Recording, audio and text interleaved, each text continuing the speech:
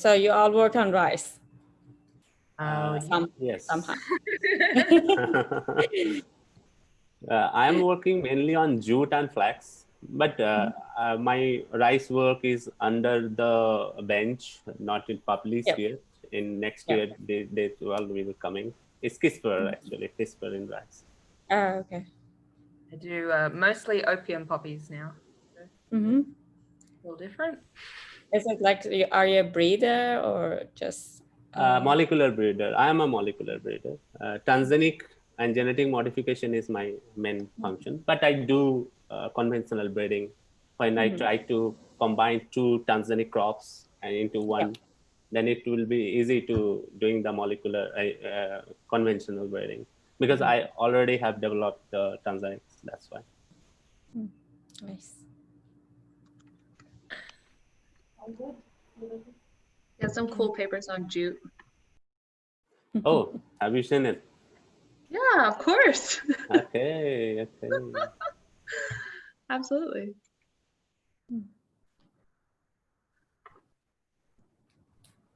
Okay. Come on.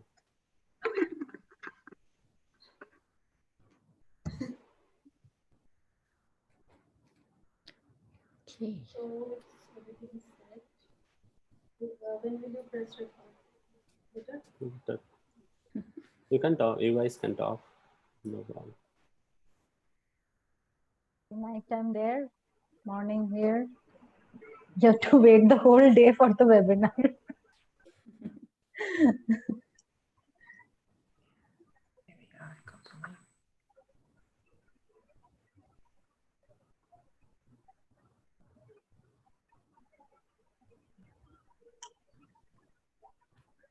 Where is Neha?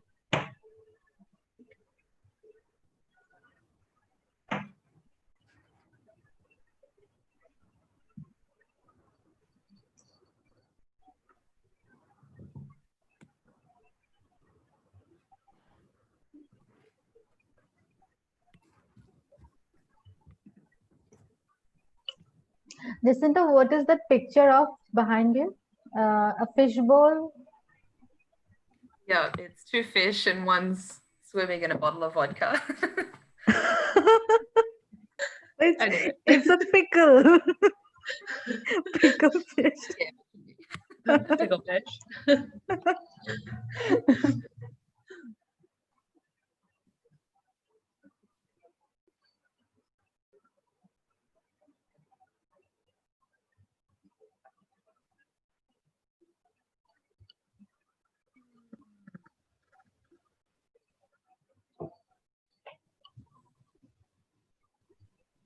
Okay.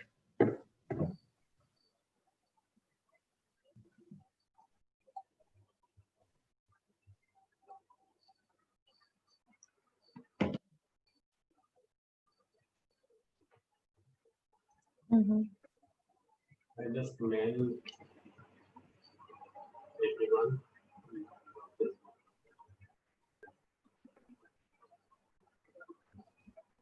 Okay.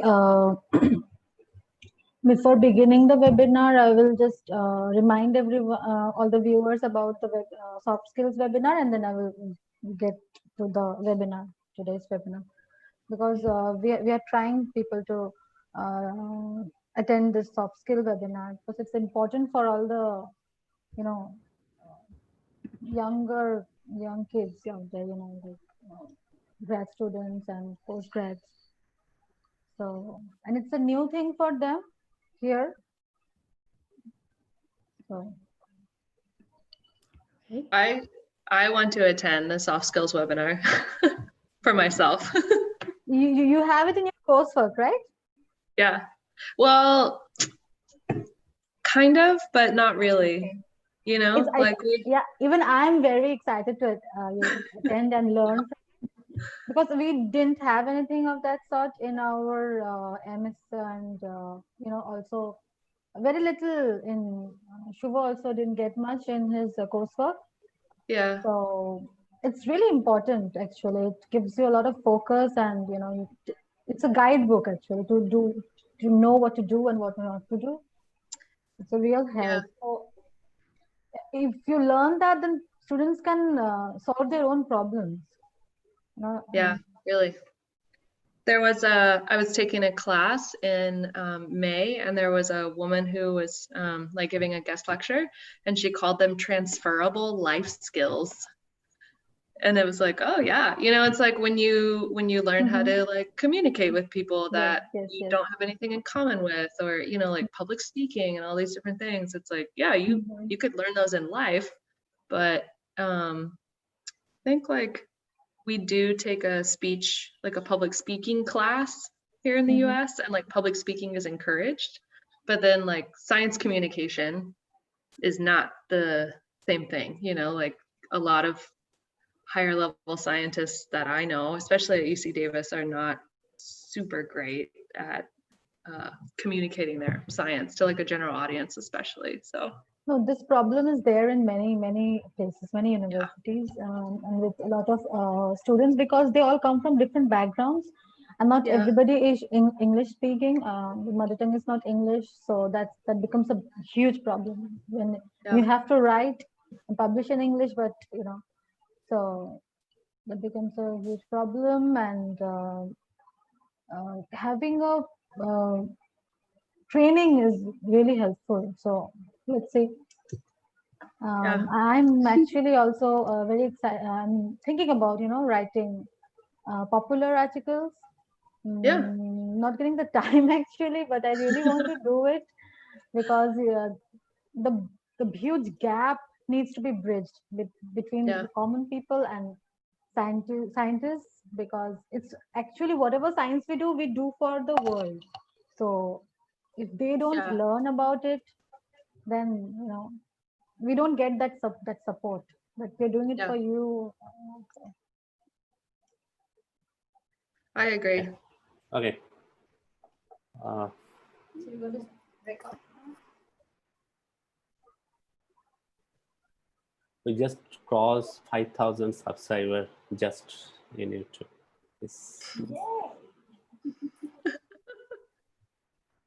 Please motivate us. So where are they, like basically are they like from your eastern region, like you're like India or some other rice-based countries, or everywhere from the world? All over the world mainly, but mainly in Asia. Because time frame is suitable for Asian. That's right. I thought I saw some folks from Africa as well. Like it's not too far off for them, There is lot of people from Nigeria, India, Pakistan, Bangladesh, Somalia. There is, I think, 26 countries are there. Nice. Nice. Are you including the United States and Canada? Yes. Good. Okay, let's start. It's time now. Okay.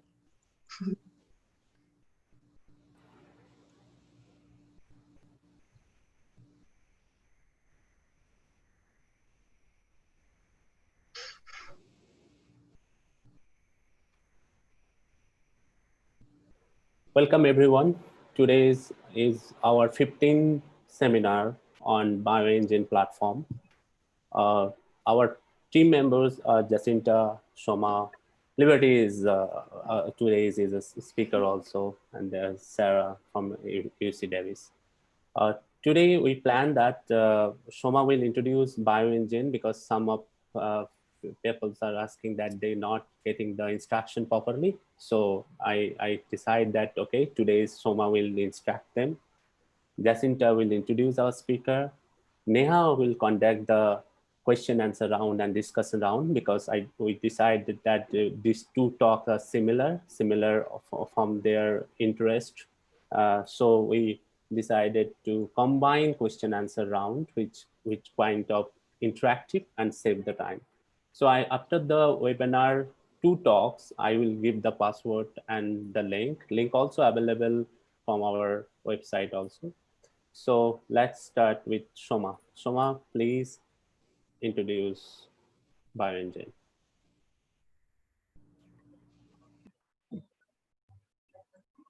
Hi. Okay. Hello, everyone. I hope you are all well and safe. Before we begin today's webinar, I want to draw your attention to an upcoming webinar on the Bioingene platform. As you know that Bioingene tries to promote international plant science research, but this is the first time that we are trying to address another important aspect, soft skills. Soft skills are essential for us to help us shine in our professional and personal life.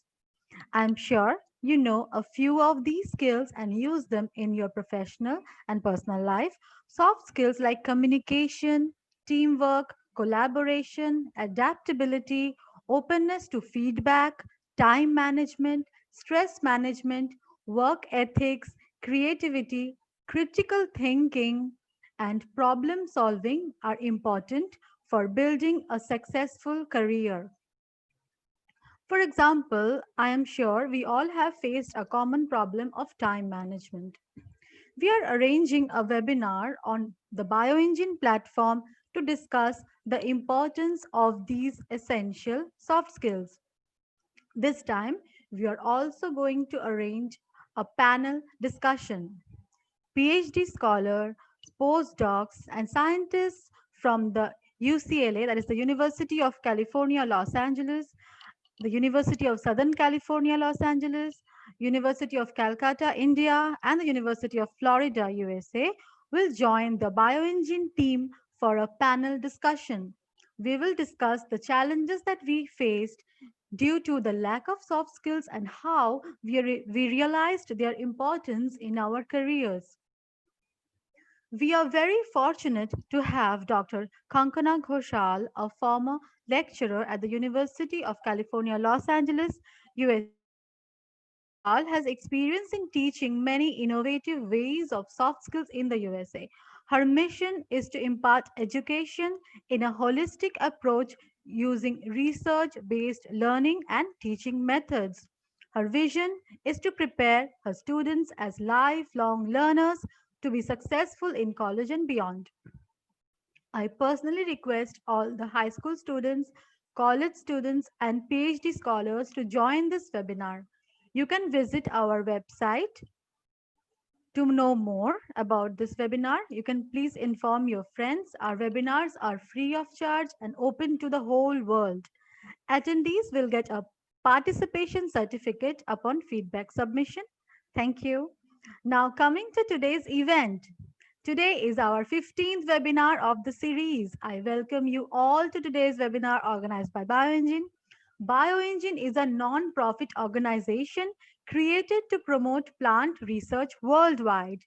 The webinar series has been designed to build a platform from where plant scientists can present their research to the world.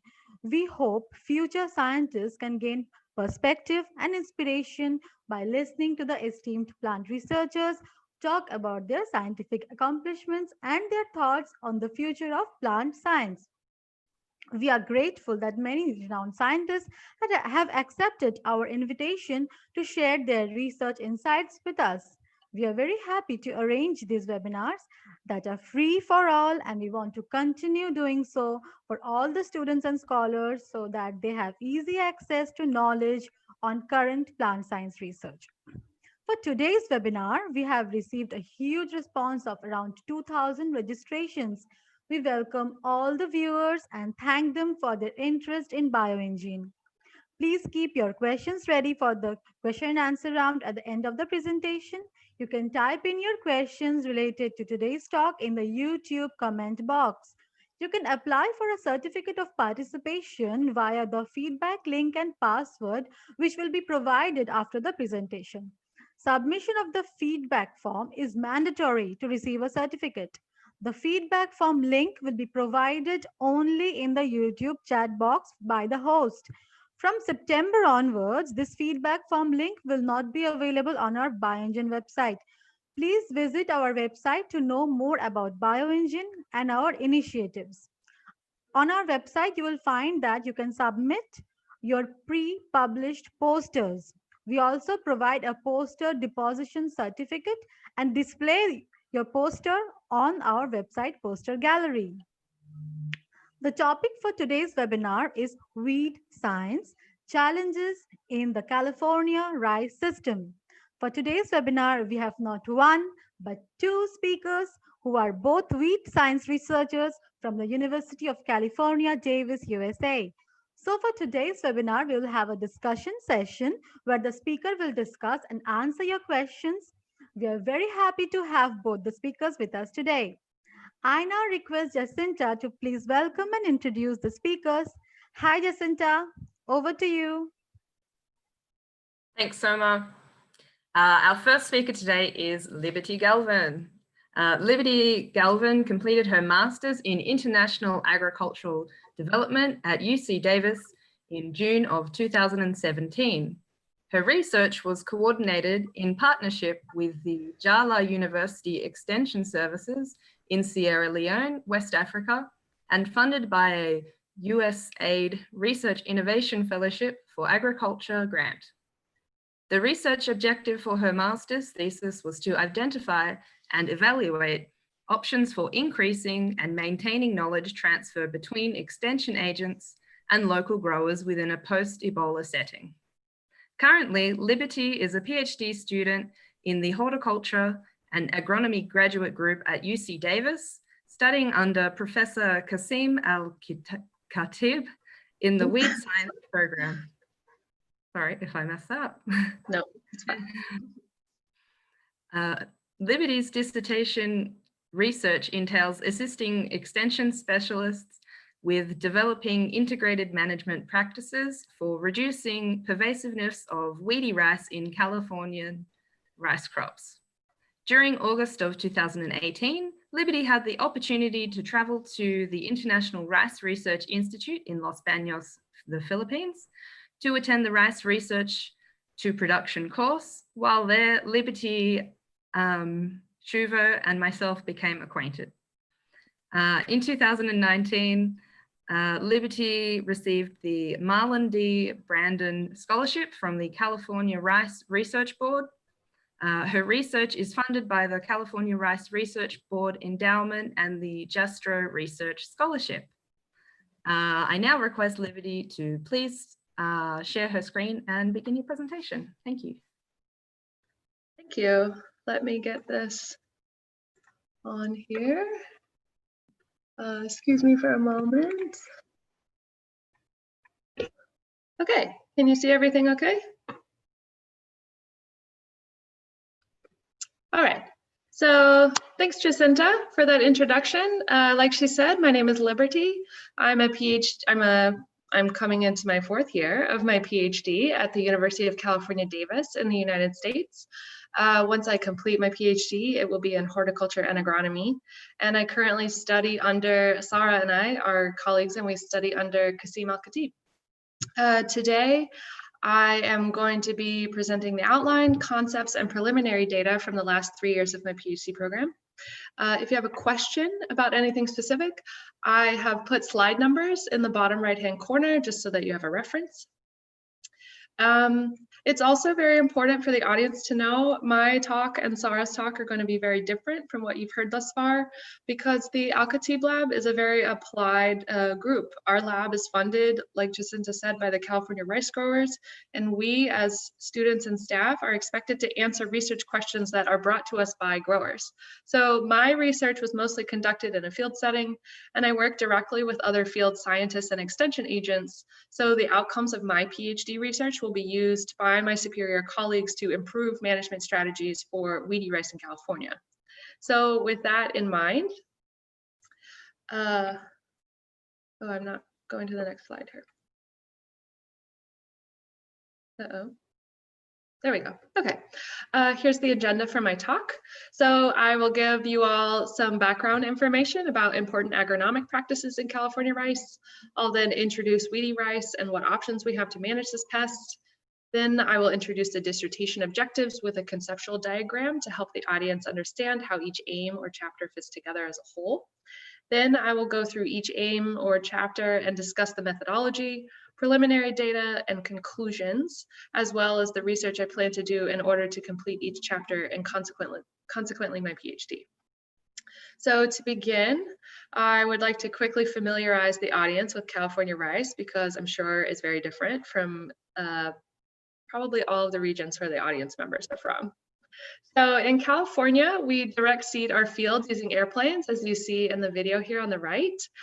We make aerial applications of some herbicides and pesticides. Our fields are flooded all year round with a single crop during the warm months from May to October, and then they stay flooded during the cooler months to provide habitat for migratory birds. A little fun fact, certain organizations like to refer to California rice as the environmental crop because of the ecosystem services provided for migratory birds. Now, with all that said, the lack of crop rotation, as well as a few other factors that I'll mention in a few slides, are credited with the recent presence of weedy rice in California. So many of you may not know what may not work in rice, so let me explain to you what weedy rice is. Also, if you have a moment, just try to ponder this question. Which one of these are cultivated and which one of these are weedy? I'm not going to tell you. You just have to think about it for a while. So weedy rice is a conspecific with cultivated rice, which means it is the same genus and species as cultivated rice. So before I tell you more, here's a quick map of California so that you get kind of an idea of the infestation. In 2018, there was about 5,000 hectares out of this 200,000 hectares infested, and all of the rice growing counties in California have been infested with weedy rice. California weedy rice has characteristics that are similar to other weedy rice that you can find in other parts of the world. They have an off-colored hull. Many of them have awns. Most have some level of dormancy, high shattering, as well as early maturity. In addition to this, my colleagues here in California have demonstrated through a phylogenetic study that California weedy rice is the result of hybridization between wild weedy and cultivated varieties from across the US. So essentially, the conclusion from that particular paper was that the weedy rice that we have here in California was brought here through contaminated seed. It likely did not originate here in California. Now, I often get asked by people, why do we care about weedy rice? Why don't we just eat it? So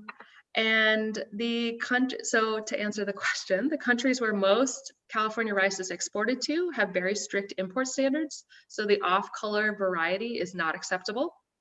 Additionally, many of you may not know, but shattering is when the grain easily comes off of the stalk.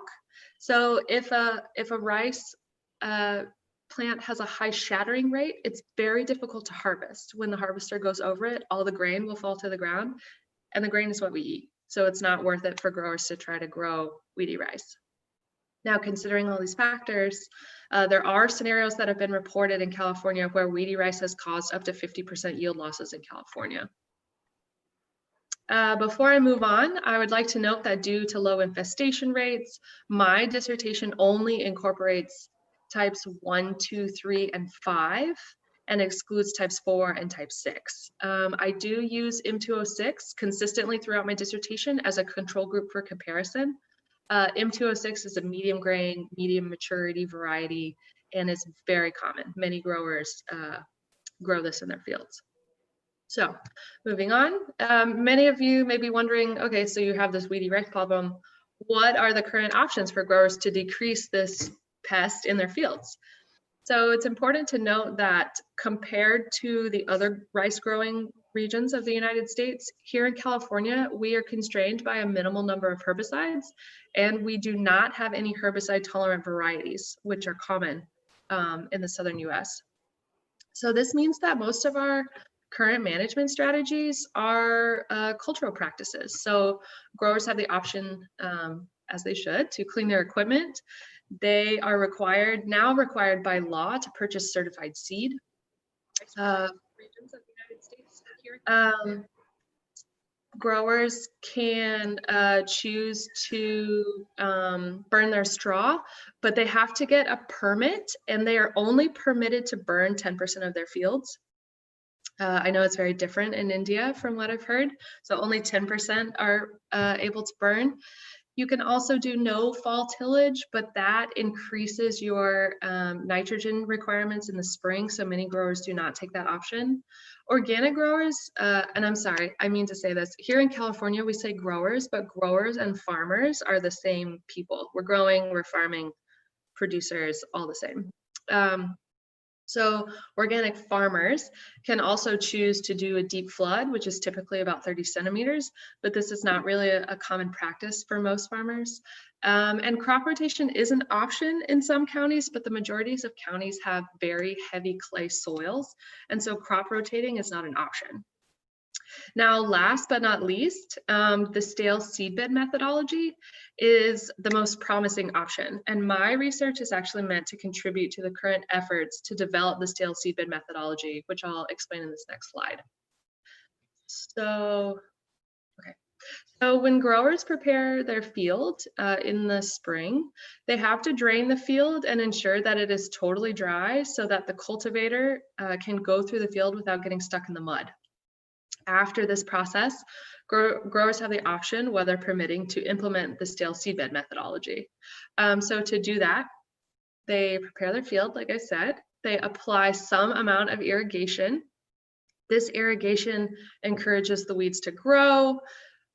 They'll wait for the weeds to appear to some percentage. Then they implement their control strategy. This typically involves drying the field again and applying herbicides, or in the case of organic farmers, a very shallow cultivation. And after this control strategy is implemented, it's assumed that most weeds within the top 5 centimeters have been totally destroyed. So that kind of means that your crop can grow uninhibited by weeds. So for the purposes of my dissertation, I'm asking, when along this time scale do these weeds happen? Like, when are they appearing? When are they emerging in the field? We have to ask this question because the timing of implementation of the control strategy is dependent on this knowledge. So if we were to implement our control strategy at this time point, we would only be catching about 33% of our weeds, versus here where we're catching the majority of our weeds. So to kind of narrow this a little bit further for the audience, our main focus, my main focus for my dissertation is I'm trying to identify what amount of irrigation and what range of temperature, which I'll translate temperature and time in a few slides, what amount of irrigation and what temperature affect germination, which is happening here, and what burial depth and irrigation flood level are influencing emergence. Okay, so now you have kind of a picture of the questions I'm trying to ask for my dissertation. So the overarching objective for my research is to create thermal time models using ecological indicators in order to identify the emergence timing of weedy rice under field conditions. Now, this objective is broken into 3 chapters, which is a common expectation for many applied PhDs in the US, and I believe it's common in other countries as well. So the remainder of my presentation will be spent talking about each of these chapters here. And so I'm not going to discuss them much more here. However, from an applied modeling perspective, I want to show you how all 3 of these chapters fit together. So before I was showing you time on the x-axis, but time can be measured in Celsius days, which is an accumulation of heat across a temporal scale. And I also want to point out that Celsius days is the unit for thermal time, but thermal time, growing degree days, and Celsius days are all interchangeable terms. So we have thermal time here.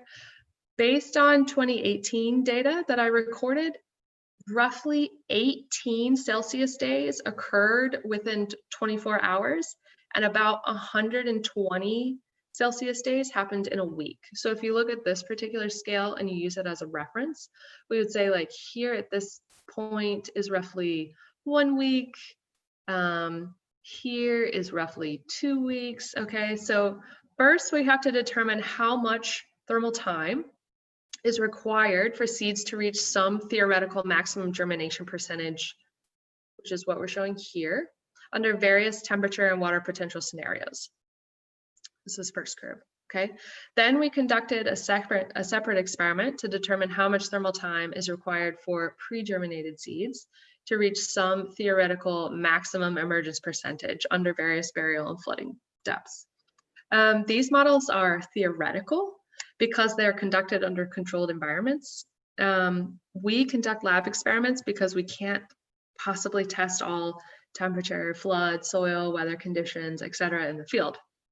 However, the objective here, because we are operating in an applied setting, the objective is to create something that can be used by growers. So we create these theoretical models, and then the final model is adapted from field observations where the environment has a greater influence over seed development, as well as coleoptile elongation, timing, and quantity. So what I'm showing here in this slide is what may actually happen in the field. In the lab, we can reach maximums because we set all the conditions to optimal. However, in the field, all the seeds may not germinate. Of those seeds that germinate, not all of these seeds will emerge. So we are left with an actual picture of the plants that have emerged from the soil. At the end, we will compare our lab results, this one, to the field data to determine how different our lab results are from the field. And I will revisit this concept in chapter 3. So from an applied perspective, once a farmer or an extension agent or an advisor is familiar with how much heat or thermal time is required for these seeds to germinate and emerge, they can better predict the timing of when to apply their scaled seed methodology or maybe a different control strategy that will be developed in the future. Okay, so now you have kind of the background and the objectives, and I'm going to start discussing the framework of each chapter. So for my first chapter, the objective is to quantify hydrothermal time thresholds for California Weedy Rice accessions to predict germination under variable temperature and moisture regimes. So to achieve this objective, we have to answer 2 questions. First, what is the range of temperatures within which Weedy Rice seed germination will occur? So here's an example of how Weedy Rice seed from Iran, here's the reference here, have behaved under a range of temperatures. But I would like to note that most seeds, regardless of whether they're weeds or crops, behave in this particular pattern. And this is pretty common in the literature. In this graphic, we have our base temperature here, our optimal temperature, and our ceiling temperature.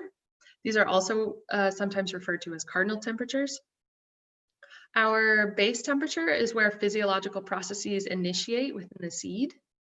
Most agronomic crops, including rice, have a base temperature of about 10 degrees Celsius.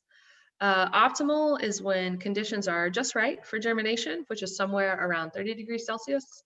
And the ceiling temperature is the warmest possible temperature after which a seed will start to decay from the heat.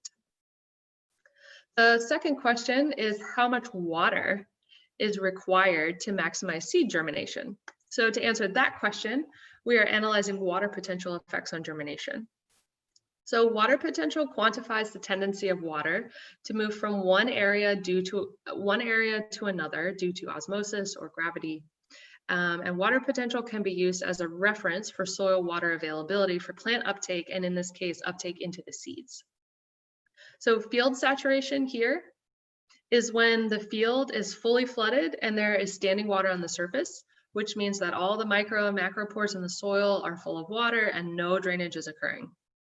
As water potential decreases or becomes more negative, less water is available for plants and physiological processes within the seeds are reduced. So when you have low water potential, you have limited water available. So this water potential graphic is adapted from an article in the Journal of Agronomy, which documented germination responses of Pakistani cultivated rice varieties to various water potentials. So based on their experiment, Weedy rice seed germination is likely to occur between 0 and -8 megapascals. And our assumption is that because California rice fields are flooded year-round, we assume that Weedy rice has developed an adaptation to flooding. This is also something that I've seen in some preliminary greenhouse experiments. So because of that, we assume that Weedy rice will perform best when the field is wet or less negative compared to when the field is more dry or more negative. So to pull all these factors together, we conducted an experiment with M206, our control group, as well as Weedy Rice types 1, 2, 3, and 5 across this range of temperature and water potentials, like I showed you in the last slide. We created a complete block factorial design with 4 replicates per treatment combination, and we replicated this in time. Cumulative germination was recorded daily for 14 to 28 days, depending on how quickly these seeds germinated. So next, I want to show you some of the preliminary results, which are pretty interesting. So on this slide, I'm showing you the results for base temperature. We're trying to answer the question, when does germination begin based on temperature? So here what we're seeing is we have days on the x-axis. And remember, because we're recording temperature, at any point, we can turn this into a thermal time temporal scale. So we have days on the x-axis, we have germination only up to 50% on the y-axis, and each colored bar represents a different Wheaty type, with our purple being our M206 control. Okay, so there's 2 important things to note here. Number 1, type 2 and type 5, which are this orange bar and the blue bar here, have some small germination percentage at some point within this 28 days. But types 1 and type 3, which are the yellow and green, do not have any germination. What this infers is that physiological processes are being initiated for types 2 and type 5, but they are not being initiated for types 1 and type 3 at 10 degrees Celsius. We're not really looking at M206, it's just used as a comparison, but it is very interesting that M206 had really good germination at 10 degrees Celsius. Because 10C is the base temperature, we would expect to see something like this. However, many California varieties are bred for cold tolerance because we will sometimes have colder springs. We also get a lot of our floodwaters from snow melt from the mountains. So this isn't totally shocking. Okay, the second important thing to note in this graphic is the amount of time it took to reach germination. So this experiment went to 28 days. And it took types 2 and type 5 between 28 and 23 days to initiate germination at all before these seeds started to mold. Okay, so once we got these results, we wanted to continue to explore the base temperature, because from this graphic, we don't know what the base temperature for type 1 and type 3 are. So here on the right side of your screen, this graphic is a little bit different from the one on the left, so let me set it up. On the x-axis, we have water potential becoming more negative with a full field saturation here, fully flooded field. And on the y-axis, we have total germination up to 100%. This is also at 15 degrees Celsius compared to the 10 degrees Celsius in the previous graphic. So here we're looking at a full range of water potentials because there was germination at multiple temperatures and water potential combinations. Compared to here, I only showed you results at 0 megapascals because there was no germination at any other water potential. So 3 important things in this graphic. Types 1 and type 3, the yellow and the green, they did have some germination at water potentials at or less negative than negative 0.4 megapascals. This infers that germination base temperature for types 1 and type 3 is likely closer to 15 Celsius than 10. And at 15C, these groups are not as greatly affected by water potential compared to what we saw at the colder temperature. The second thing here is that we are noticing general downward trends of germination as water potential becomes more negative.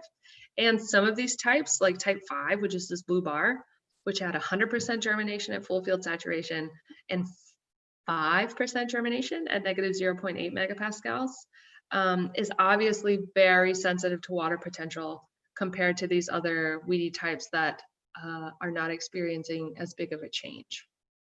Okay, the third thing you'll notice here is it only took 21 days instead of 28 days to reach a max germination. So what we are seeing is that as the temperature gets closer to optimum, we are accumulating more thermal time for each 24-hour period. Okay, so moving on. Next, we want to look at what's happening at the optimal temperature here. So this is a similar graphic. We have our days on the x-axis, which can be converted into thermal time, and we have our percent germination on the y-axis up to 100%. I chose to show you the results from sort of an intermediate water potential, -0.4, to demonstrate that the field doesn't have to be fully saturated for a long period of time in order for seeds to germinate, as long as the temperature is close to optimum. So here, it only took the seeds, including the control, about 8 days to reach max germination, where if you remember from the previous, it was 21 days, 28 days, and at optimum, it's only 1 week. So kind of some preliminary conclusions. There are obvious differences between the Weedy Rice germination patterns. When temperatures are between 25 and 35, there doesn't seem to be a big difference between water potentials between 0 and -0.6. Excuse me. At temperatures below 25, water potential seems to play a greater effect. It seems to play a greater role on seed germination, and the more negative the water potential, the slower the germination rate. Okay, so now I'll move to the next chapter. I just want to remind you that what we just went through was the data that was collected for here. And now I'm going to sort of move through the data that's collected to create this half of the curve. So for this chapter, my objective was to determine emergence patterns of California weedy rice over time using soil and flooding depths. So besides the modeling aspect, this experiment was meant to challenge the cultural assumption that a deep flood will reduce the growth of weedy rice.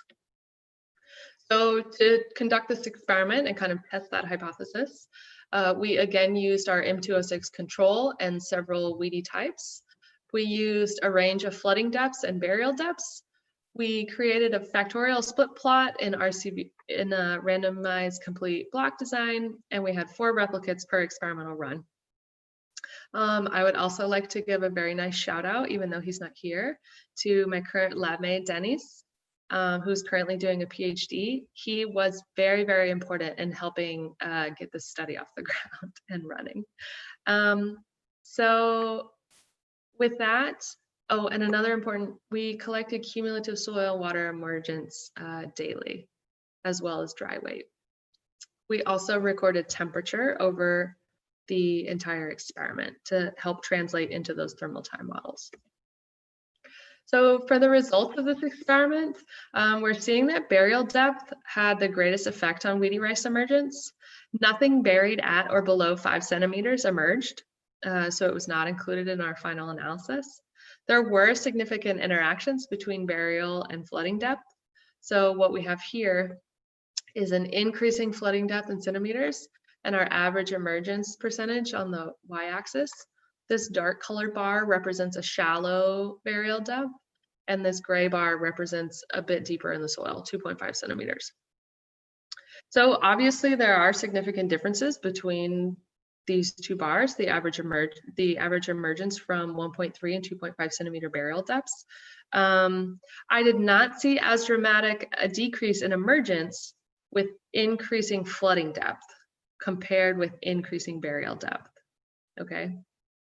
So now here on the right, we're trying to determine if there are differences between emergence from the soil and emergence from the flood water surface, so the soil and then the flood, right? So what we have here is, again, the increasing flooding depth on the x-axis and the average emergence percentage on the y-axis. Here, the dark bar is the soil surface emergence, and the gray bar is the water surface emergence. So this graphic is showing you that if the seeds are able to emerge from the soil, they are also going to emerge through the floodwaters. Flooding did not stop growth once the seeds emerged from the soil. So our conclusions are that keep in mind that the conclusions from this study are that the best emergence occurs when seeds are buried at shallow depths and there's also shallow flooding. Weedy rice will likely not emerge from depths deeper than 5 centimeters. And contrary to popular belief, flooding depth alone did not reduce weedy rice emergence. And if Weedy Rice does find its way into a grower's field, it's likely to produce more dry weight over a short period of time, which means that Weedy Rice can become more competitive more quickly. Okay, so that was chapter 2. Now I'm going to go into chapter 3 where I'll talk a bit more about the modeling aspect that I've derived from these last 2 chapters. So to kind of set up the objective for chapter 3, UC Davis currently uses degree day models on different University of California websites for assisting growers in various ways. So here I'm showing a photo of the Agronomy Research and Information Center for Rice, where growers can estimate the timing of growth stages of cultivated rice varieties based on the cultivar, which you see here, the planting date. Active station means they're collecting weather data and temperature data. And then they also have the option of putting in where their field is and the acres that they have. So ideally, the models that I create will be used on a similar website and will be used for assisting growers in determining the timing of weedy rice emergence so they can time their controlled applications appropriately. So the model that I would like to create, instead of planting date and active station, they would put in something like weedy rice type, flooding depth, flooding date. They might know the seeds in the soil seed bank, etc. So in order to create this, my objective for this chapter is to compile cumulative germination and emergence data into a predictive thermal time model and validate the model output with field level data. So please keep in mind, I have not created the models yet. However, I have collected all of the field data. And before I show you how we collected the field data, I would just sort of like to show you this conceptual methodology for how the model is going to be created. So here what we have are the germination and emergence studies. So the brown represent the inputs and the outputs from the germination study, and the green represent the inputs and the outputs from the emergence study. These are all labeled with some type of symbol. Each of these symbols represents a mathematical placeholder that will be determined once I have completed all the research from these 2 experiments. So once we have created the mathematical model from our theoretical data, we have to test that against actual field level data. So if we only use lab data or controlled study data, we actually don't have a true picture of what's happening in the field, hence the necessity to collect this field data. So what I'm going to show you in the next few slides are the results from the 2019 field season. So to set up our field, we simulated a seed bank by seeding the field with Wheaty types 1, 2, 3, and 5, which were planted in rows, which you kind of see here, in the fall of 2018 and then in 2019 across the entire field. Starting in 2019 and then again in 2020, I created the sampling points, which is what these red arrows are pointing at. These are actually buckets, which had the bottoms cut off. So they act as a collar. So debris can't flow into the sampling point, but water can seep in through the bottom. So the flooding level is steady, but my sampling point is a specific point in the field, so I know what data I've collected. Okay, and because our collection points were kind of small, each bucket was planted again at random depths with 30 seeds to ensure we collected enough data. These seeds were not pre-germinated and they didn't have the dormancy broken. We also used these data loggers that you see here. You can't see the soil logger because it's buried in the soil, but this is kind of what they look like. Each row had its own soil and temperature logger, and they measured temperature every hour each day for 28 days after the flooding was applied to the field. And just so you know, I would reach down into this bucket and this is what I was looking for. Some tiny little seed, and I would have to try so hard to find them. And sometimes it was cloudy. So it's a very exciting field experiment. So now I want to kind of show you some of the results. Here on the x-axis, again, we have days, but because I recorded the temperature, this will be converted into thermal time. And then on the y-axis, again, I have emergence from the soil up to 100%. These different bars represent the different Wheaty types. I did not use M206 in this experiment. So our type 3 is the purple bar, type 5 is the orange, type 2 is the blue, and type 1 is the yellow. So from this experiment, what we saw is that most Weedy rice emerged from the top 2 centimeters in the soil, which is what we saw in our emergence experiment. And very few seeds, if at all, emerge from depths below 2 centimeters.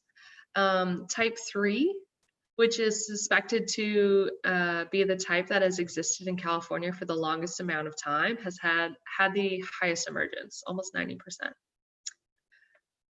Okay. So before I wrap up my talk, I do want to present some contradictory evidence to my own findings, because I think this is a very important thing for scientists to acknowledge, that we're not always 100% right. So just because we're seeing seeds emerge from the upper 2 centimeters doesn't mean there aren't other seeds emerging from different depths under different flooding scenarios in the field. So what I'm showing you here on the right is a type 3 seed that was not within my sampling point. I just saw it in the field. It had already emerged through the water 9 days after flooding, which was much faster and earlier than the seeds that I had within my sampling points. This is likely due to the fact that we had an abnormally rainy spring and the rains went very, very late. In California, we have a Mediterranean climate, and so it typically stops raining in early April, late March, and then the rice preparation begins. In 2019, it rained very, very late. And so I can't say that the flooding we applied was why this seedling emerged. It could have had the right temperature and soil moisture from the rain. And then when we applied the flood, it was already ready to come through the soil. So I throw this in here because it is an example of how error is created when trying to apply theoretical models to actual field settings. You will never capture all of the scenarios in the field and will not be able to adequately predict them with a mathematical model. However, what we are attempting to do here is to capture as many scenarios as possible with as many replications across seasons to ensure that our final model is reliable enough for growers to use. And with that, I would really like to acknowledge the UC Davis Weed Science students and staff who have helped me a lot with this experiment, as well as the farm advisors or extension agents that I work with, and the Rice Experiment Station and staff. I also would really like to thank my funders, the California Rice Research Board, the California Cooperative Rice Research Foundation, the D. Marlin Brandon Rice Research Fellowship, the Rice Experiment Station, and last but not least, my fabulous colleagues here at Bioingene. Thank you so much for giving me this opportunity.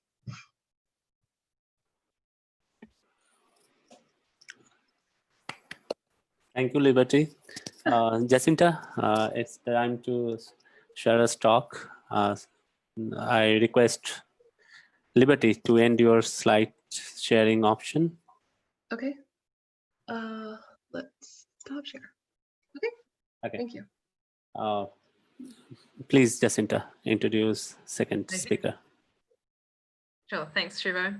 Our next presenter for today is Dr. Sara Ohadi, a PhD, who is a weed scientist working at the interface of ecology, biology, and genetics of weeds and invasive species.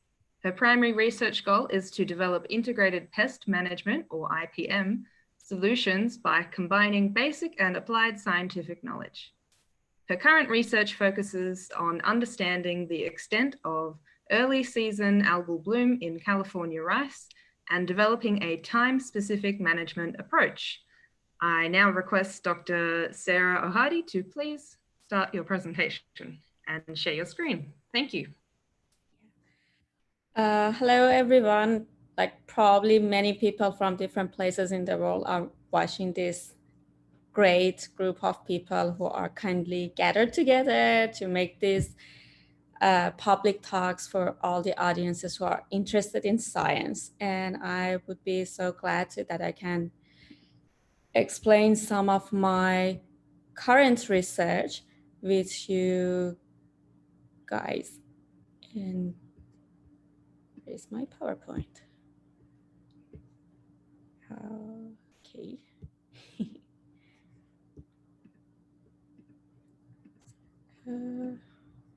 Yeah, I got my PowerPoint here. So my background actually in agriculture and weed science, but mainly most of my focus of my PhD and my previous research was in population genetics and genomics and molecular ecology of plants in natural habitats. And now I'm back in to the field of plants, but I'm not working with the plants in the terrestrial system. And algae species or algae species, as you say, they are like, they have some similarities with the plants, but they are not actually plants. And I'm trying to learn things that learn about this community of genuses and species, and then apply whatever I know in the past into this system. So fairly my whole exposure to rice is in the past 2 years that I've joined Dr. Al-Khatib lab at UC Davis. And my focus of the research is on finding and developing mechanisms or a system for managing algae in the rice. Here I'm trying to show that, okay, so this is the perspective. This is something that we are aiming in our group in general. So the research group that we have at UC Davis, it's a small group which is specialized on managing weeds in rice. And the main objective is to incorporate different aspects of biology, ecology, genetics of weeds together, and then using different methods and tools that we have to manage the weeds and then provide a sustainable rice production. And as also Liberty mentioned, many of these things which are actually she's using this technique. So she's studying the biology of the weedy rice, looking at how they are germinating, how they respond to the water potential or temperature and environmental conditions. That's one of the examples of what we do in our research. Some of the other things that also she mentioned about the prevention and how we have to prevent our fields to remain cleaner, because the weeds are very nasty. So when they come to the field, they're gonna stay for a long time. They produce their seeds, they shed their seeds into the soil and develop a soil seed bank. And that soil seed bank can last for many years. And every year, a part of those seeds are gonna germinate. And then this is gonna be a kind of lifestyle. So the more that we can keep the fields, our fields clean, so then we have a kind of a sustainable or better pest management program in future. The other parts of the things that we do many studies in our group related to the different aspects of cultivation and how it can be incorporated for decreasing the weed pressure. We do many research with the chemicals and herbicides that we have in our system. Also, like always, there's a big concerning about the herbicide resistant weeds. And this is a kind of a big challenge we're gonna encounter over time in any cropping industry in the world, I think. And as a part of a program, we actually provided some, like, this is not my area, but we do provide some services and educate the growers about the herbicide program that they can choose based on the potential resistance they might find in their fields. So, and how to use those, like how to use those herbicides and chemicals in a most efficient way to reduce the escape of the weeds and then decrease the chance of developing resistance. So with that, this is a kind of, it's very interesting. I really liked it. There are there are many weeds in rice and many of them are universal. So everywhere you go in the rice field, there's gonna be one of these species or species can be found in rice. And basically they might have the same genus, but they're different species. But it's very interesting because to me, all the weed species, they just moved around the world by the crop. But and then the thing is that you can read all the name of the weeds that you can find in California in a list in terms of, and then classify them as grasses, broadleaf, and sedges. But what I'm working on, the green algae and cyanobacteria by themselves, they are so complex, and there are many of the species in a piece of land you can find. Like I sampled a region in our field station study, and I found more than 90 species, 90 species in a small piece of land. So imagine that how many of green algae and cyanobacteria are existing in the world. There is estimation about 400,000 to 700,000 species or genus can be like are existing everywhere in the world, and they are everywhere, like they can even find in the desert environment. So it's a very interesting to me and fascinating area of research, and I think it explored less than plants and other organisms. And I'm glad that being introduced to this research, and I'm glad that whatever I learned, I can kind of share that with with you guys. So Liberty, my colleague, my lab mate, she explained very well how the California rice system works. It is basically established on the historical shallow wetlands, and it is a part of, like as a part of that ecosystem, like California rice during the winter, it's a kind of reservoir and reserve for many migratory birds that are traveling from north to west and vice versa of the America continent. And most of the field work start like in early spring. After the field preparation and the flooding the field, then the planes gonna be there actively. Liberty showed in her presentation that how they spread the seeds. Many of the spread the pre-germinated seeds of rice in the field. In addition, there's lots of other activities like spreading the fertilizers as a top dress, or herbicide application or pesticide application, also carried by those little planes that are flying on fields. And this is like, actually, this is the time, like when the beginning of the season, this is the time that we usually get the harmful bloom of algae, or I can say that the excessive growth of algae in rice, and where it gets the problem. And then that's a rice in rice system in California, which is the unique things about is that all the things are like automatically and it's done by the airplane, and it's a kind of continuous flooding till the harvest. And just showing this cartoon, I want to also mention about the role of ecosystems and how different elements in an ecosystem can be related to each other. It's a very simplistic way of things, but rice ecosystem, like many agroecosystems, have many different components from the human activity, birds, other plants, weeds, insects, pathogens, microbial community in the soil. And there are multi-layers of the existing organisms are incorporating with each other that in that system. And the thing is that any changes in any of these factors, either it's a live organisms or biotic or abiotic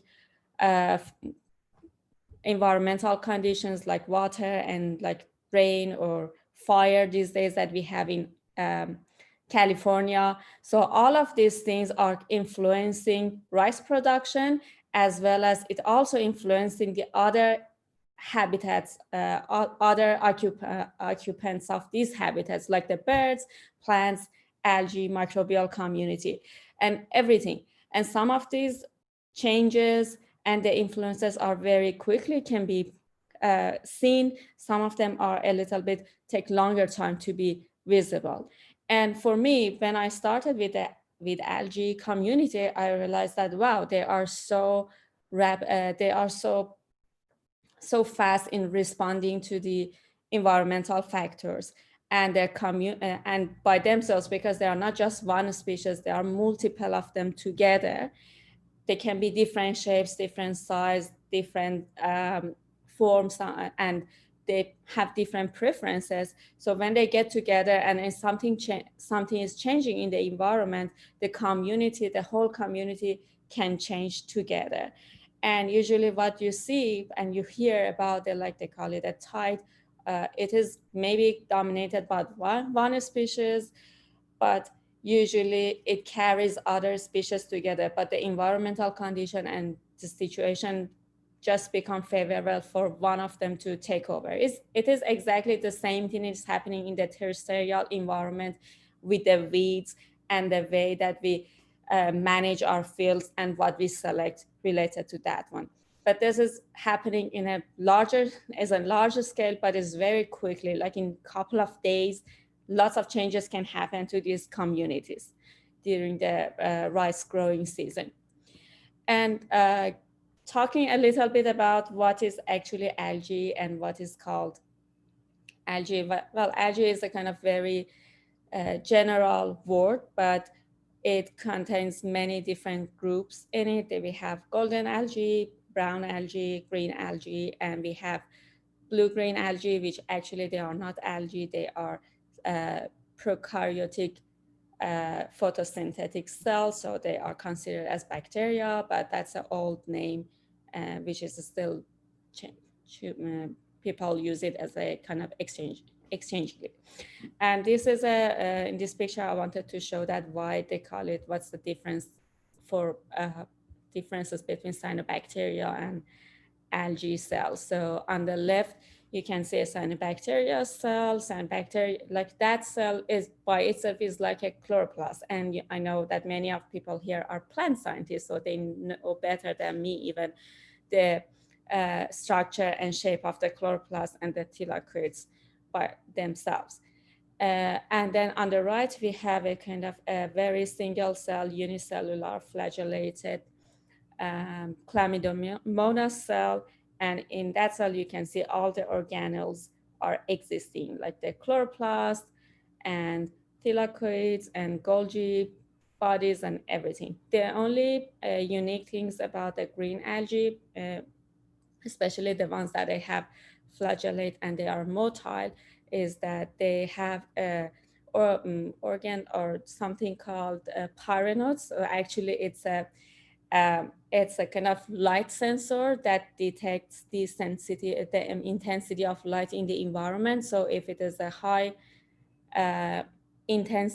light intensity in the environment, so those algae cells can change their location in the water body. So it's very interesting, like system, and I hope I could like share everything what I've learned to you guys. As I mentioned, one of the key characteristics of algae that led them to change and respond rapidly to the environmental condition is their reproduction, and they are able to reproduce vegetatively or through having asexual spores or sexual reproduction, and mainly because they do the vegetative and asexual reproduction, they are able to take over everything in a short period of time. And here, this is one of the very little experiments we did in the lab with growing and culturing chlamydomonas algae in the tissue, in the media, and like in a very few, like in a couple of hours of like 120 hours, 100 hours, in that small flask, like only 30 milliliter of the media, we get a size of population of 6 million cells. So imagine how many of them are gonna be in a rice field or in the ocean or lake or pond if they grow and reach to that plateau of growth that you can see here. Going further, I also want to mention about the factors that cause algae to grow fast, and these are the like plants, they need light, water, temperature, and nutrient as the main requirements for their rapid and excessive growth.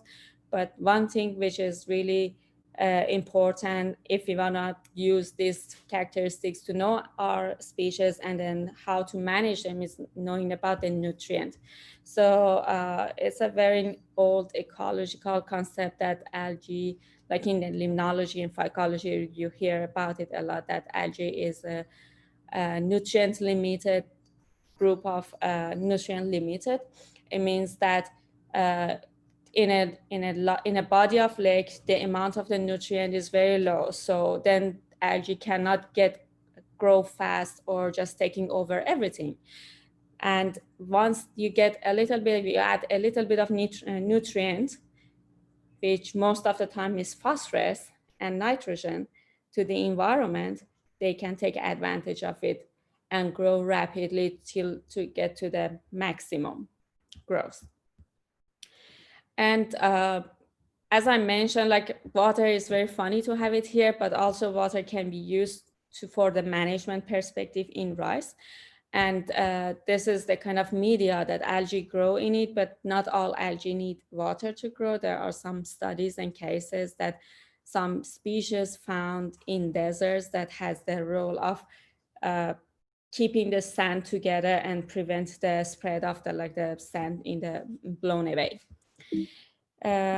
Going further, talking more about the impact of all these characteristics, these are like all the studies, but they are really good representative of how environmental factors can affect on growth and relatively fast growth of algae in a short period of time. And you can see on the right.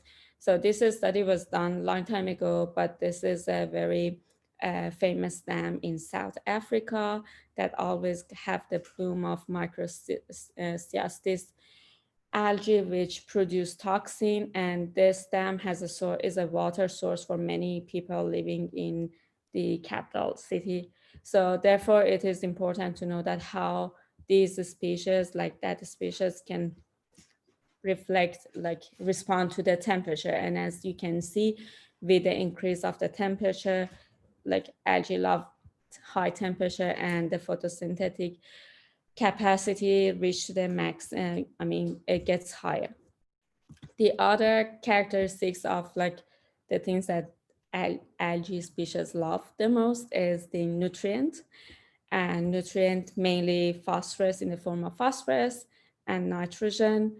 And as you can again see, this is another study was done on Lake Erie to understand that how different types of nutrient, like the formulation, like whether it's a nitrate or ammonium versus urea, and the presence of it into the lake water can change the population size and the growth of the algae species. And then you can see that how combination of both nutrients together or separate can change the algae growth and biomass. Again, this is another factor which is really important for algae growth. And this is a study was showing that two types of, so this is Chlorella vulgaris, which is very well-known species in the world of algae. It has been used recently for biofuel production. So and sometimes it's very famous. These days you can find it in the US in the grocery store, the powder, which is known as superfood. And then on the right side, it's a diatom species, let's say freshwater diatom species, and both of them. So diatoms are a group of algae that they have silica in their structure.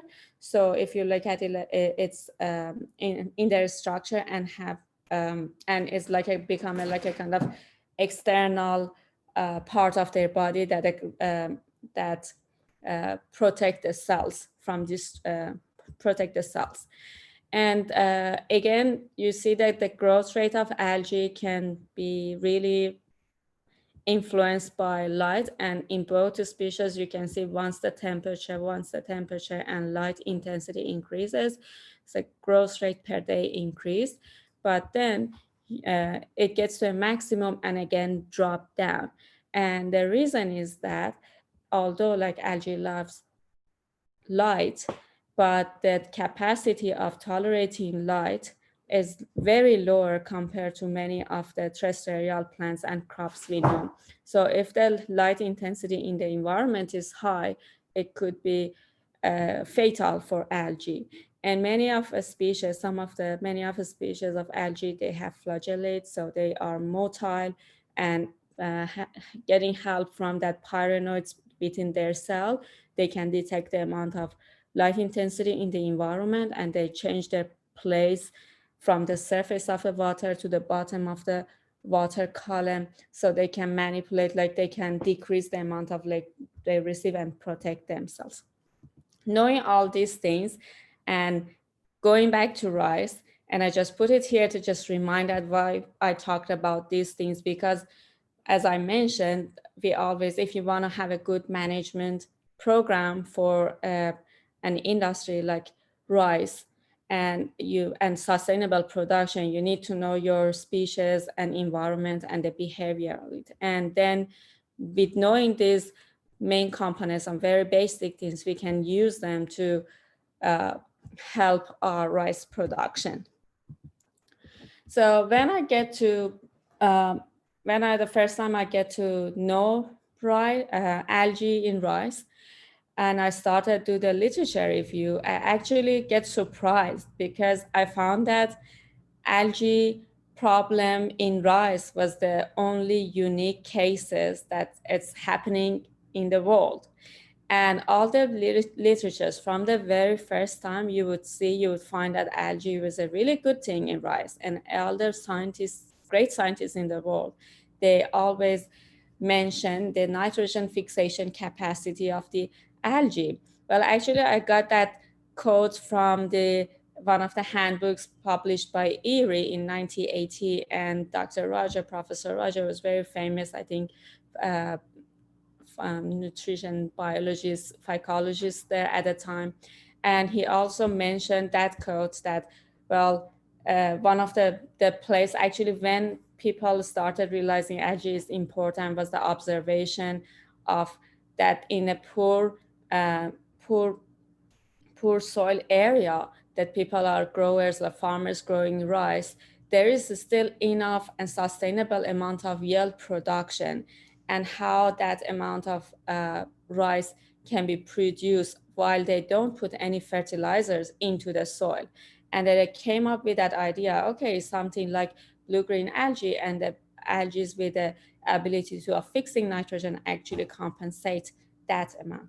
But the thing is that when I looked at the number of the publications over time that you can see in this graph, so he actually, that in that handbook, it was initially some of the publications, they mentioned that trend that was increasing. But when I get to the last decades from 2000 till now, the number of the publications and research in this very fascinating area, even from the positive perspective of algae in rice and how it can be used for fertilizing the soil, it's kind of being steady. So I don't see that much of, like, I haven't seen any increase of that number of research in this area.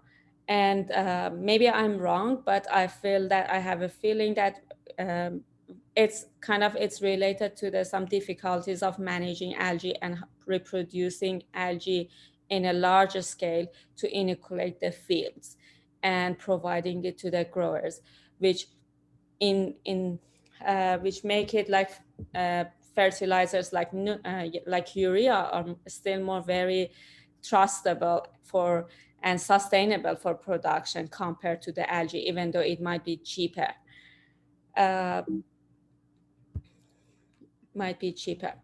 So getting back to rice, I work I like always having a positive things about every system that I worked on.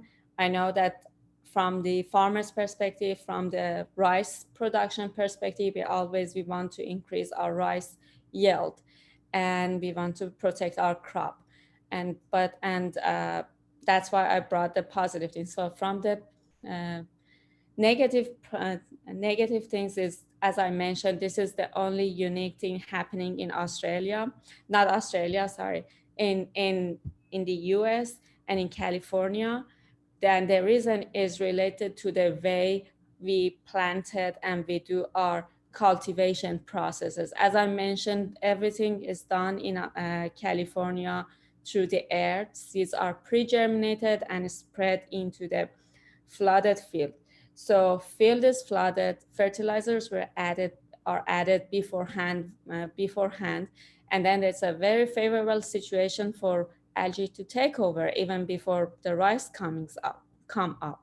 And then there is a kind of 7 to 10 days empty window, like the 7 to 10 days time before the rice comes up off the soil and get established, that algae can take over and become problematic. So what it happens that once the algae mat gets on the surface of the water, rice seedlings, which are very tiny, and Liberty showed that tiny little seeds with little nick on it, they cannot get through that mat out. The other issue is that the amount of the water received into the amount of the light received into the water also decrease, which shading also can influence the rice seedlings to emerge easily. The other problem with the algae is that, as I mentioned, algae mat or the whole community can move their place in the water column. So when, for example, the amount of CO2 or oxygen is changing in the water, so algae mat is just moving up and down, and with that movement, it can bring all the rice seedlings out and just uproot them. So these are the problems that we get with algae and establishment of the rice. So what should we do with that? So we have some initial information. And before going to how we can manage it, I wanted to show that field to you, that how severe the impact of algae it can get if it's not managed properly. As you can see that half of this field, like the whole field is just infected with algae, and half of it is green and rice comes up, but the other part, everything just entangled into all the rice seedlings entangled in this thick mass of algae. And to solve this problem, there are like many ways, like cultural methods and chemical methods combining together, and time-specific management, you can control the algae. So as I mentioned, we need rice to be, like the flooded rice, to be algae-free in a short period of time in the beginning of the season. Usually from as you can see here, these are the like cohorts of rice growing in California. And I borrowed this one from the California rice. And you can see that here we want this period, like this 5 to 10 days, to be like 10 days while that algae, like rice is in less than 5 leaf stage, be algae free. And there were some study in the past to figure it out that what type of algae group we're gonna get in this time span. And you can see that here with these arrows that I put it here, you can see that in just only 20 days, less than 20 days, you can see that how these communities are changing. Some of them are staying longer, some of them it just can be found in very early stages, and some of them, like cyanobacteria, come to the system, like just getting into the system later. So how we should manage this algae species? Can we just rely like herbicides we have different mode of action, and not all of them are good for a specific weed. So we have broadleaf broadleaves and grasses, and then we need to use different herbicides for everything. So how we can manage is such a more diverse community of algae. If we control one of them, well, there's going to be lots of opportunity for the other ones to come up. And then here I think with the algae control and management, these 4 factors are really important, and they always need to be incorporated with each other to get a good good control of the algae and just keep our rice safe and not getting something like these wimpy seedlings of rice entangled in algae. So talking about each of these factors, I'm gonna show that how water management is important. It can be used for that. So in California system, after the flooding of rice, like about, I think once and there's sometimes growers prefer to bring the water down. That was called snapping or leathering. So what they do in this period, like about 7 days, I think to 10 days after the spread of the flooding the field and spreading the rice, which helps the rice seedlings to establish faster and better. And sometimes they incorporate some of the herbicide applications or herbicide applications within this time that they bring in the drying the field. And once you dry the field, actually it automatically helps to clean the field from the algae, and you just solve the problem faster. Not entirely solve the problem, but you give an opportunity to rice to establish, but at the same time you decrease your pressure of the algae. And this was what I observed while I was doing my experiment 2 years ago, that I had a kind of discover of algae in the beginning, and 2 days later, the water started to like just the bloods were just get emptied from the water. And then when I came back, like on 11th, like the 5 days later, there was no algae left, and rice was there. And I think it's promising, but it's also might not be very practical for growers that have large checks of rice, like when the field is just big, especially in California, that there are like the fields, rice fields are could be reached to even 100, I don't know, 10 acre or 100 acres. So it's a kind of quite a big field to manage that huge amount of water, empty the field and bring the water back. So it might not be that easy to implement water management, but it's very promising, and it's very easy if you have a smaller field to handle algae with water management. The other option, which is really encouraged in California, and I'm also trying to learn them more, is that we know that algae species are nutrient limited. So, but we need to put the fertilizers into the soil because rice needs it. So in California, usually it's very like a common thing that nitrogen applied as a form of aqua injected into the soil prior to planting, and phosphorus applied as a form of ammonium phosphate on the surface of the water, the surface of the soil, and get disc into the soil minimally. So if we and so how we can, like, this is a conventional method in California. So how we can use how we can use to decrease the amount of decrease the accessibility of the algae to the fertilizers. One of the suggested ways and previously researched thing is that delay the application of the phosphorus up to 5 weeks after the flooding, after the seedling,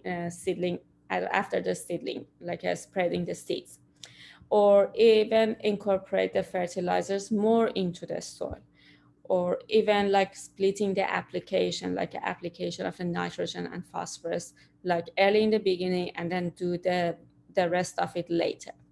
So these are all possible. Again, it needs to be studied more and investigated more, and because we love our rice a lot. We want to have a kind of robust and sustainable yield. So this is really important to make sure that if we incorporate any of these methods into our management, whether we're gonna lose our rice field, rice yield or not.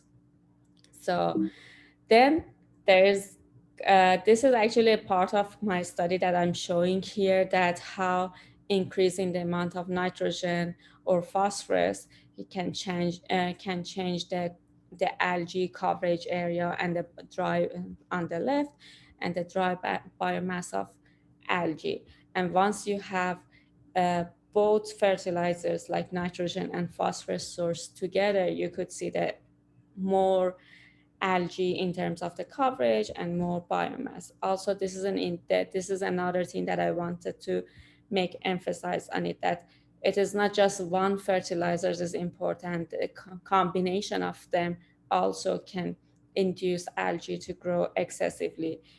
And we have to also consider that, okay, if we have some algae species that are phosphol and they love phosphorus, so if we put the phosphorus, those ones gonna take over. If we remove the phosphorus and they only adding nitrogen, the other ones that are nitrophilic may take over.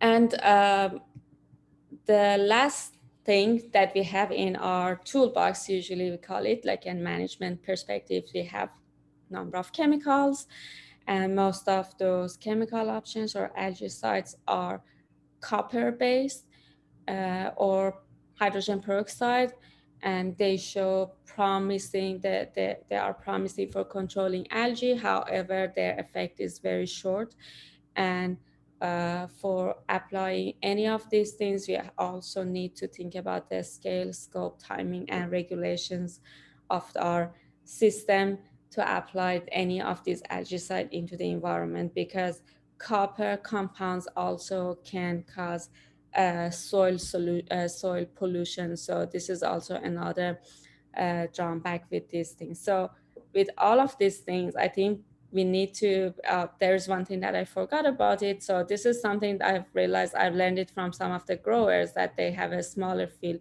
They put some bubblers into their field. So then it brings the oxygen and release the oxygen into the field, and it breaks the algae mat. And sometimes they use a kind of wind blower or aerator to just remove the algae from the surface of water in the emergency. But probably they are only practical in a small scale, not a large scale. And with all of these things, management is just, it's one of the, like as you can see here, circles, so I say it's one of the gears of combination of the science, outreach, and together. And with having all these things together, we may able to manage such a problematic thing with algae, but it doesn't mean that it's always problematic. It's, as I mentioned, like even with the weeds, we always say that weeds are plants that are not undesired or just growing in a place that we don't want them. And because they are growing in our rice fields in the beginning of the season and it caused the bloom, we don't want them. But other than that, I just wanted to emphasize that algae is the kind of backbone of the life and life on planet, and many of our species and plants are actually originated or evolved from that point in the history of the human history of life and tree of the life. And for the last thing, there's a very fun point and like an interesting point. When I was reading and doing literature about algae, I realized that, well, actually the idea, like it's a classic movie of Hitchcock, and it's called Bird. Many people have probably seen it. And actually the director got the idea of that movie from the death of many birds that happening, and he read it in the newspaper. But later when the scientists went out and realized that disease that birds are dying actually were infected with an toxic algae, and that became a kind of idea for making that film. And with that, I would say thank you, and thank you for listening to this talk. Yeah. Thank you, Sara. It's Yeah. it's a very informative talk, and lots of people liked both of speakers talk, Sara and Liberty. Now I'm requested Neha. I'd like to request Neha. Neha, please select few questions from the YouTube chat box and ask as round wise or as you wish. Before do that, I like to inform that many viewers are a little bit confused because there is a Weedy Rice name and the actual rice, but I'm like to clear, Weedy Rice is a wheat, not a desirable crops, unlike any other variety. Here, the name California rice is a rice variety or a group of rice. And one thing I wanted to clear that actually the right definition of wheat is may vary. If your field is a rice field, there a single crop of maize is a wheat, considered will be wheat because it's not a desirable. It's not you are looking for that cultivation in that particular crop. So sometime wheat variation or the definition of wheats may vary different time to time. So any undesirable things can call the wheat, but as Sara said that there is a type, broadleaf, grassy wheats. These are the wheat type. So I think they are all well explained. So I request Neha to select a question which should we discuss here, not so preliminary questions on that. Neha, are you there? Thank you. Okay. Yeah, thank you, Shubho. Hello, Liberty. Hello, Dr. Sara. I think we should first start with Liberty. She was the first speaker, so we have few questions waiting for her. Liberty, there is one person asking, Sayyid Tausif, you want to know more about stale seedbed. Okay. Could you tell us or elaborate more about stale seedbed? Sure. Is it possible for me to share my screen to help answer the question better? Yeah, sure. Okay. Let me, excuse me, just a moment. Okay, so I think there were two questions. One person asked about organic production, like weed control in organic production, and then someone asked about stale seedbed. And actually in organic production, you can use a stale seedbed for your weed control. So I wanted to reiterate this particular slide. Can you see this one? So the stale seedbed, I think a key part that I left out of this particular slide is that many seeds, regardless of whether they are on land or in the water like rice, they require water or imbibition in order to germinate. So what we're seeing in this slide is these red triangles represent the weed seeds, and in my case, Weedy rice. But keep in mind, this scenario, the stale seedbed can be applied to vegetables, row crops. It can probably be applied to orchards and vineyards, but I don't know as much about perennial crops. So the idea here is that when you apply your irrigation to the field, there is enough water that goes down into the soil that causes all of these little seeds to germinate. And so then after they germinate, they go towards the sunlight, they go towards the soil surface, and the grower just guesses. They say, well, there's a lot of weeds in my field. I guess it's time to spray them with herbicides, which is what you would do in a conventional operation, or in an organic operation, they can go through and do shallow tillage to try to cut the roots or cut the cotyledon off at the soil surface. So after irrigation causes these seeds to germinate, they come up, and then depending on if you are organic or conventional, you can then control the weeds in whatever manner that you want here. After that, you can then flood again if you're in rice and plant your crop. Now, a really important thing about the stale seedbed for any scenario is that if you are constrained by time, so in California, we have to plant our crop in March or in April or May, because at the end of the rice growing season, the rains will come again, and the rains cause all of the rice to fall over if the rice is not already harvested, and then it's very difficult to harvest. And so what happens sometimes is in the spring, if it rains too late into the season, you don't have enough time to implement this whole stale seedbed methodology, because you have to prepare the field, you have to apply water, wait for the seeds, then you have to totally dry the field again, do your control strategy, and then flood the field again. And so this particular strategy is very dependent on weather. There's some really, I will post in the chat box, there's some really good references that I found for the stale seedbed. So if anybody's interested more in that, I'll post those. Stop sharing there. Thank you, Liberty. The next question comes from Pintu Telem.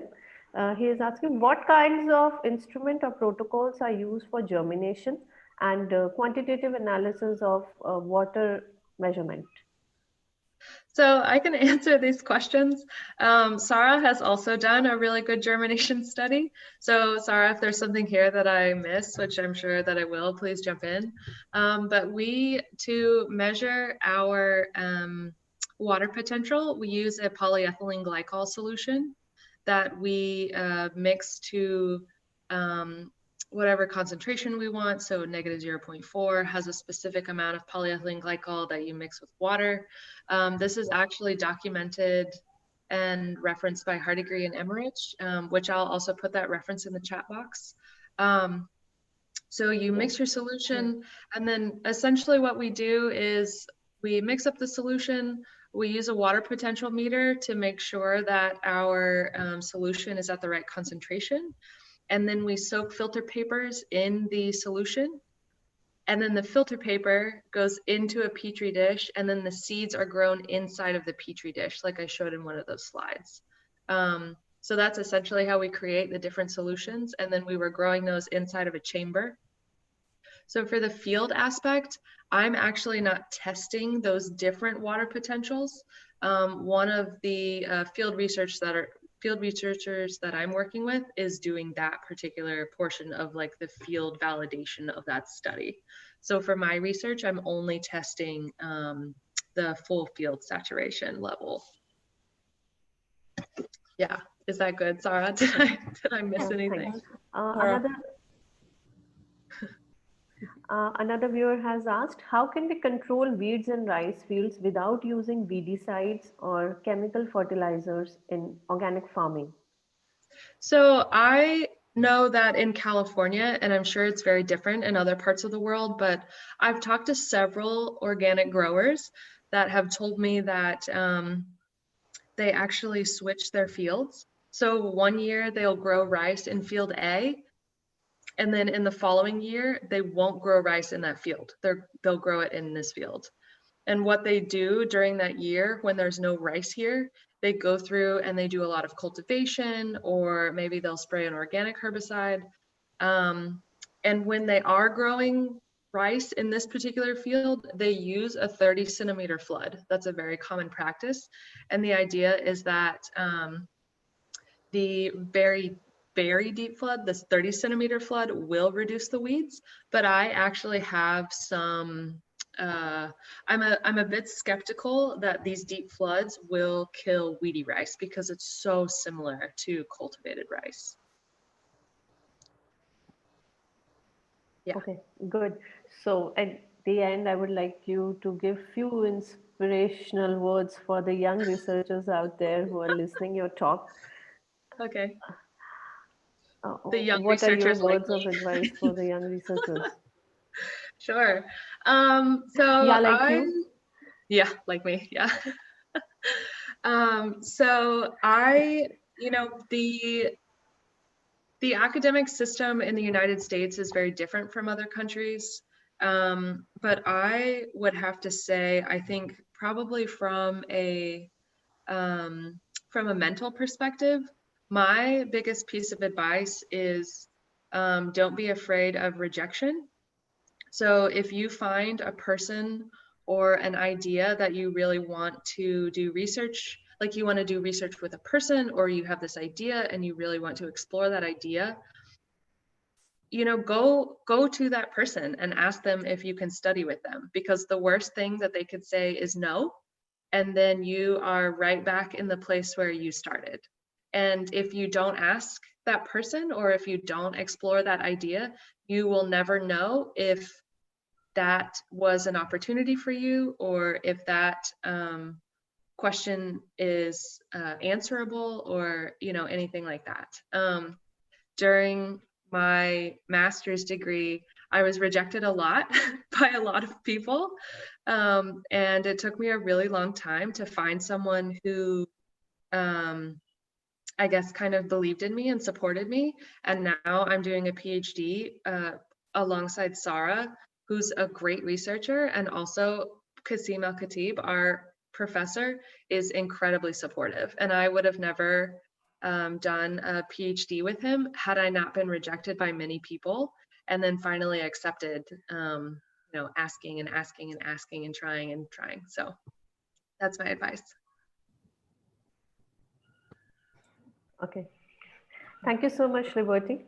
Now moving on to Dr. Sara Ohadi. Okay. Yeah. Sure.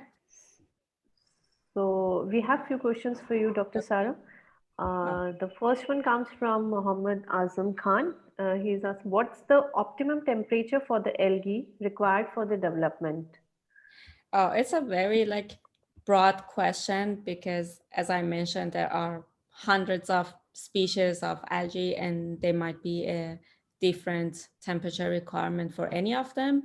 But the ones that I know that they grow, many of them higher temperature, they're something above 25 to 35, that might be a favorable situation for them to grow. But it doesn't mean that they cannot grow in a lower temperature. There are species of algae that they can grow even during the winter in the water bodies, because the changes in the temperature in the water is not as much as the soil. And then they can survive, even though they grow slower, but they can survive and grow. So that's, and it's also, again, like weeds are lots of crops, and every organisms, they need their own specific requirements. So I cannot say that what's the optimum temperature for algae development. Yeah.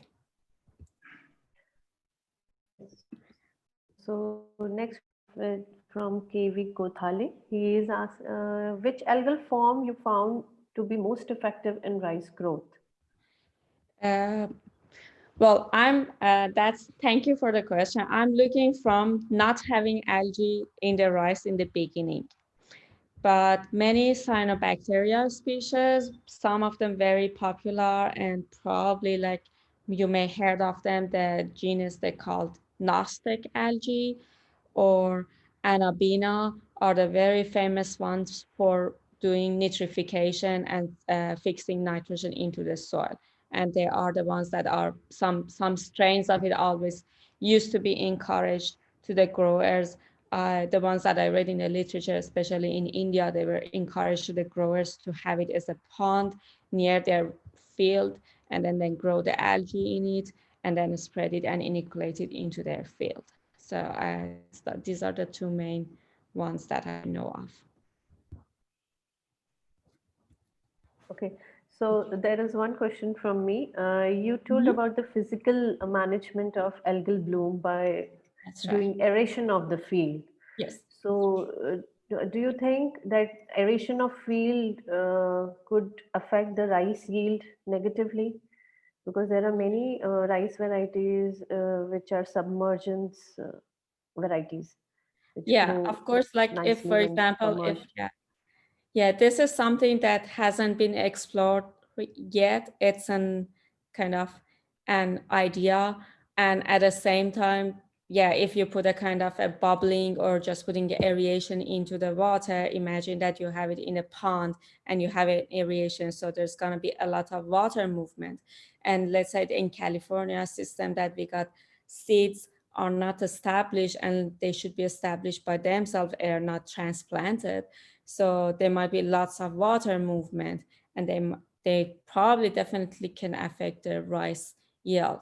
But these are all the questions and unexplored areas that I'm trying in this time that I'm at UC Davis, trying to answer some of these questions and trying different ways to figure out, okay, which one might be a better option for which scenarios. And as I always mention, and Liberty mentioned, like the management or IPM is just not one way of things. You may use that aeration for some purposes, but you cannot use it for other locations or scenarios. So that I can say it's everything. It's just you have to have a really great observation as a farmer, as a grower, as a researcher, and see which tools you can use more effectively and practically. Okay, so any ideal threshold level of algae for better rice yield? I okay, cannot. this much can be allowed, and beyond Yeah, this, this is a it very is harmful. detailed thing, and I can do research about it and find that, okay, what can be the ideal, like how much algae you have to have in the field that's good, that could be enough for nitrogen fixation. But at the moment, I can Google I can find some papers and put it in your chat box and see people if they can interested, they can use it. Okay, that would be really nice of you. Yeah. So coming towards the end of our webinar, I would like you to give some inspiration to our young researchers. If you can guide them towards their research journey as a plant scientist. Yeah, so I really like Liberty's comment, and I can emphasize on that. Don't scare, go forward. And if you love something, just fight for it.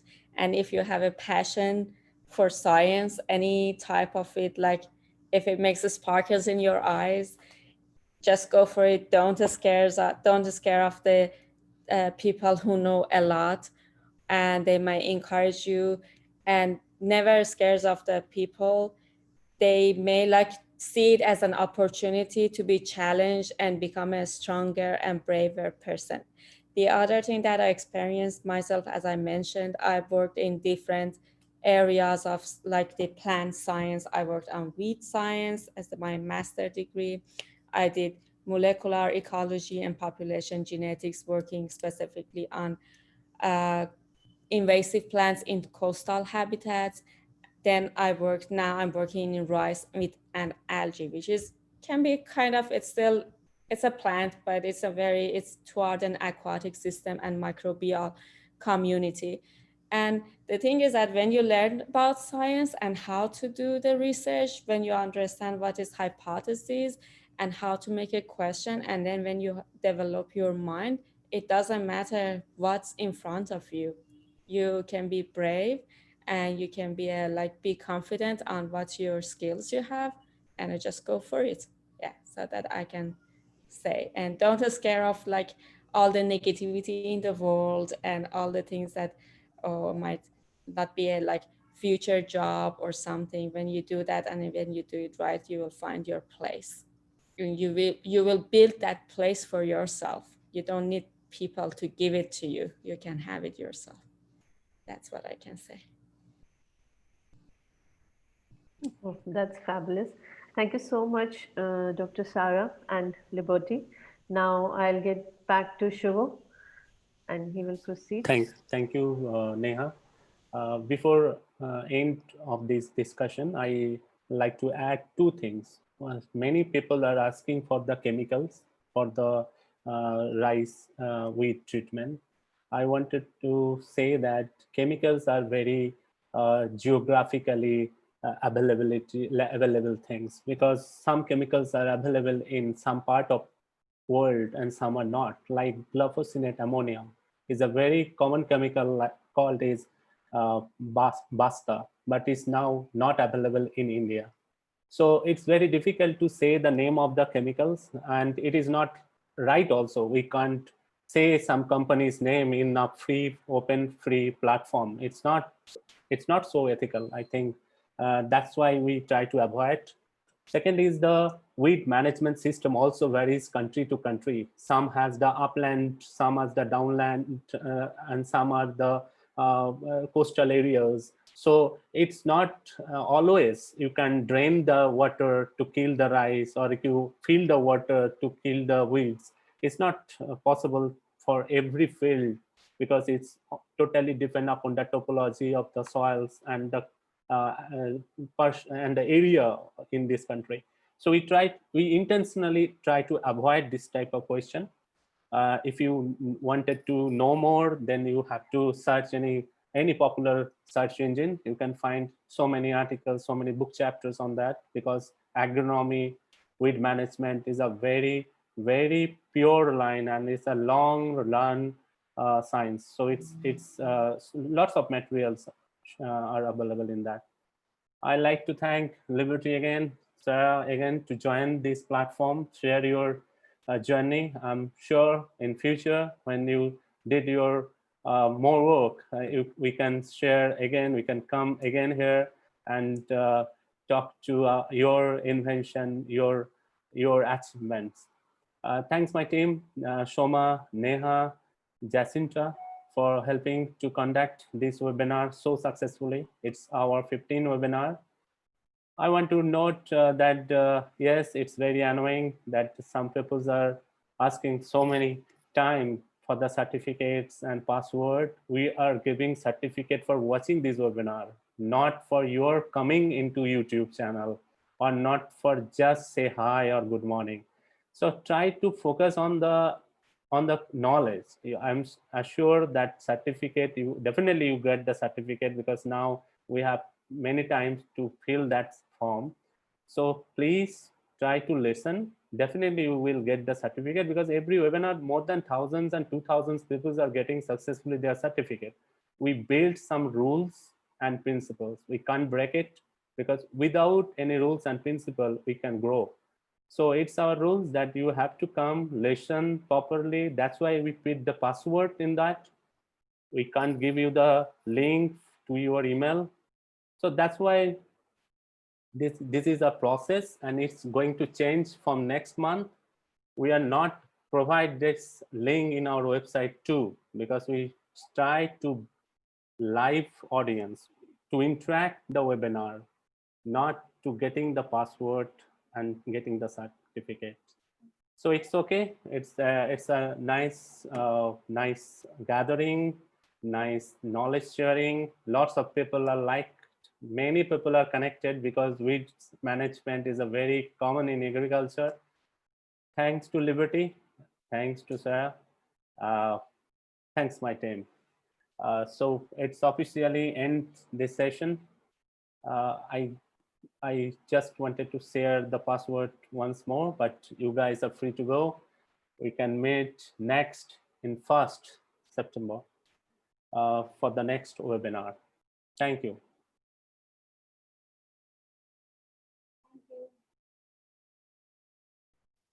Awesome. Thanks. Bye-bye. Well, Bye. thank you for having me. Bye. It's my pleasure. Thanks. Yes, sleep. Okay. It's later there in Yes, where she is. Yeah. Good night. Good night. Good night. Have a good day. Bye. You too. Thank you, Sara. Thank you, guys. Yeah. I just get, when I get tired, I just say things that, and I realize that I did it wrong. Instead of like water, I said light or something. So anyway. No, it's fine. It's fine. nice. Yeah. Thank you, Sara. Hey, well, you're welcome. Have a Yeah. Both of you are great day. Bye.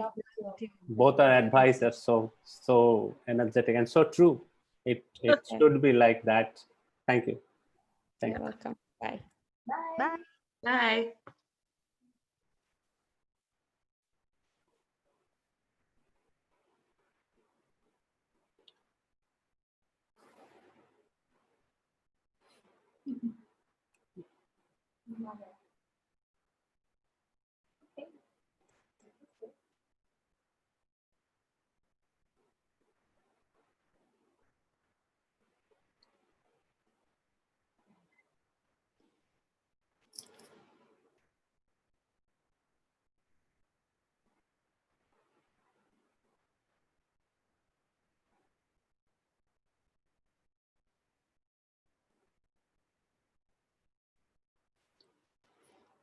So today's password is 50234.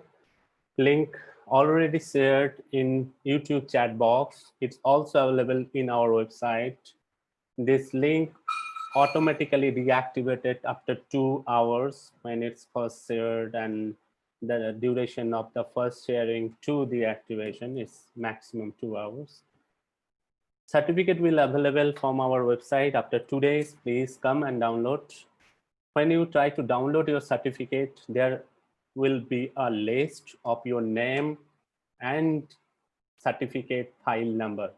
Generally, it starts with page _001 or 007, whatever. Search it through the shared Google Drive. You will find the certificate, but there is a lot of certificates, so it needs a little bit faster internet connection, and it's better if you try from your computer, not from your cell. We will meet again on 1st September. There's a talk by Manish sir on the chickpea. EquiSat India, he is a senior scientist on genome and molecular breeding, forward breeding genetic grain program. Next will be a different talk. At the starting, Soma said that it's on the soft skill by Dr. Kankana Ghoshal from UC, University of California, Los Angeles. Then we have another talk on 12th September by Vice President from Reliance Industries Limited, Dr. Aninda Bandyopadhyay, on CRISPR. So we try to gather 3 talks. Till now, we have finalized 3 talks on next month. All talks are free and broadcast through our YouTube channel. So please subscribe our YouTube channel. It also gives us the confidence that, okay, this much people can see our platform and share knowledge to plant science. It will be very helpful if you share this information to your friends, scholars, juniors, students throughout the world. I'm now going to end this presentation. It's the end of our today's webinar. I am sure everybody got the password link and the password. Have a nice day. Have a good night. Thank you.